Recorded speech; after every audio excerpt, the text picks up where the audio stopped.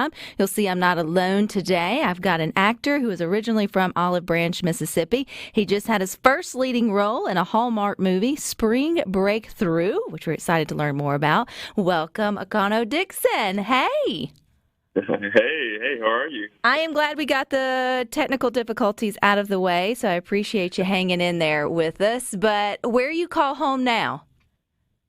Well, right now, everywhere. How much I'm traveling, everywhere is home at this moment. Well, that's definitely a good thing. So I know Yes. your roots are still here in Mississippi, or that was originally home in Olive Branch. So when did you get the acting bug? When did you say, you know what, this may be for me? Yes, Rebecca. So, when I was 5 years young, I was watching a Fruit Roll-Ups commercial, and I knew I wanted to act. But I believe when I really got the acting bug, oh wow! I mean, it was a cumulative of a lot of different moments with people coming up to me and me watching movies, But I think it started at age 5 from watching the Fruit Roll-Ups commercial, and yeah, that's when it really started. You know, I think you're the first to mention a commercial, particularly Fruit Roll-Ups, as sort of, launching them into a career path. But hey, we all have that thing that ignites us and excites us.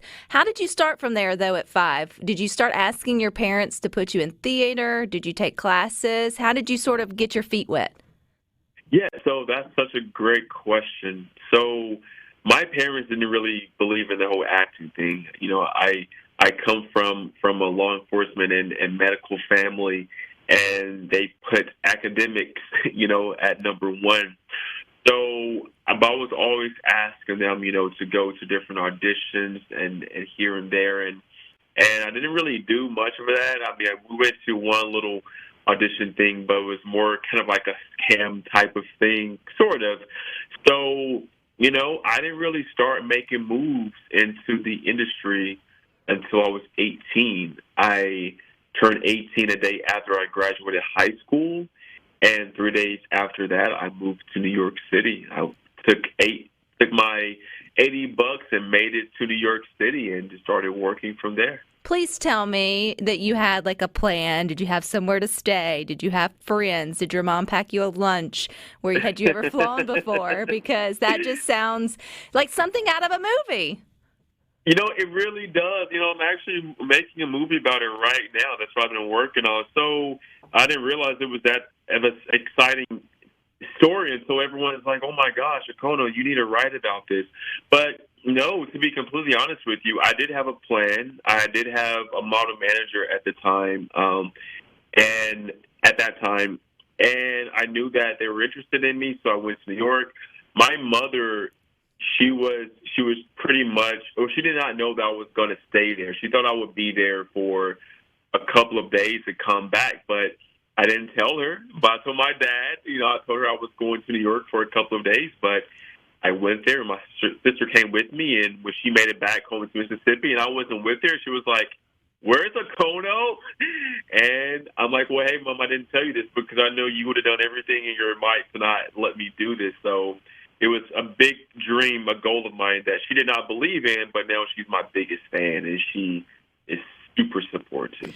As a mom, though, that can totally understand the fears that your mom would have of sending their child off that way, I would have mad respect for my kid who figured out a way to sort of do it on their own. That would sort of show me as a parent that they were serious about, their dreams. And then you can't help but to support that, right? Like, even though you weren't fully open with her, you did tell somebody. It wasn't like you just snuck out in the middle of the night and never came back. So I could see where your mom was like, okay, he's man enough now, 18, and he's going to give this a whirl. So they call it the jungle, the concrete jungle. Yes, the concrete jungle up there for a reason, because it can chew you up and spit you out, right? And so how long were you there, or what were some of the, rockier roads, or maybe not the bad ones, but that got you to your first break? Yeah, sure. So the first, okay, so there's a little build up to that, Rebecca. So I made it to New York. I actually had around $120, $130 from my pocket. However, I took a Greyhound bus, so by the time I made it to New York, which was a day and a half, and I like to eat, I had $80 to my name.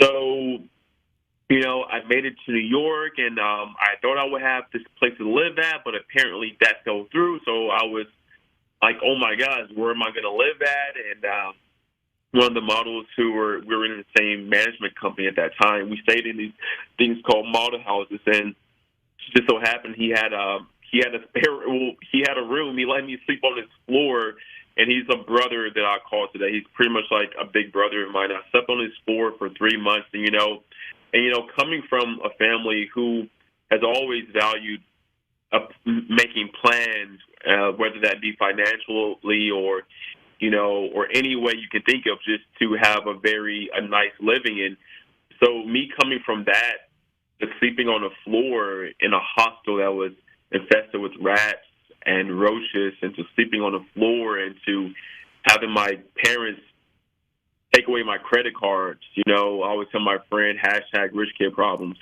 But, just from coming from such a good upbringing, then to sleeping with rats and having nothing, but really the only thing I had was just a desire to do great and a desire to be an actor.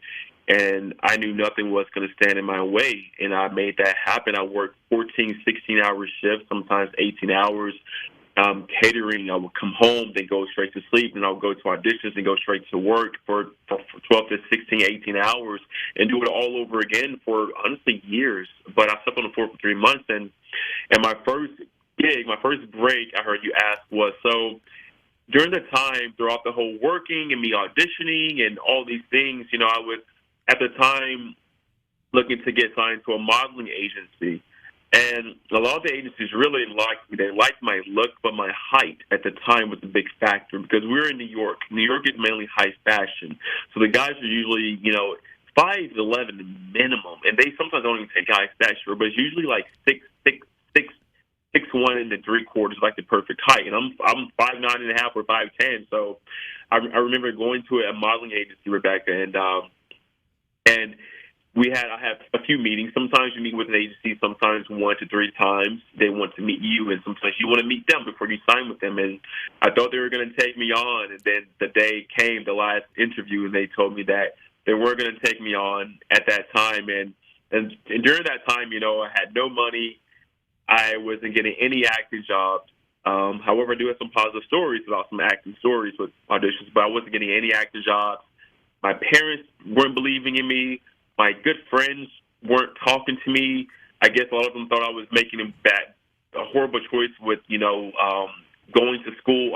Stopping school. And so it was really hard, mentally. But I had this one audition right after the interview with the modeling agency, and I almost didn't go, but I went, and I did the audition. And I actually went home for a couple of weeks because everything became too much. And while I was at home, I'm literally right across from the room where I got the call. Well, I got the email from the director from the audition I went to, and he said, "Hey, Akono, we would love to invite you to a callback for the film." And at this time, Rebecca, I've never gotten a callback in my entire life, for on this type of level. And I told them, "Hey, I'm in Mississippi, so I'm not in New York right now, but I will be there in the next week." And the director said, "Hey, Akono, actually the role is yours if you want it. You were the perfect Sam." And so that was my first role. It was in a student film, and Max Sealer was the first person to put me in my first project. So I owe a lot to him, and that was my first gig. So thank you, Max. Did you run through the halls screaming, "Mom, I got a job"? I did. It was really exciting. And then that kept leading to more roles and TV shows and commercials, and I just haven't stopped since. It's 2015. Well, I love that, but I love you still come back and you visit with your family. Obviously, I also love, Akono, that's where you got your first good news of your break, but that's not your last big break. You've had another one come up, so y'all hang with us. We got more with Akono Dixon coming up next.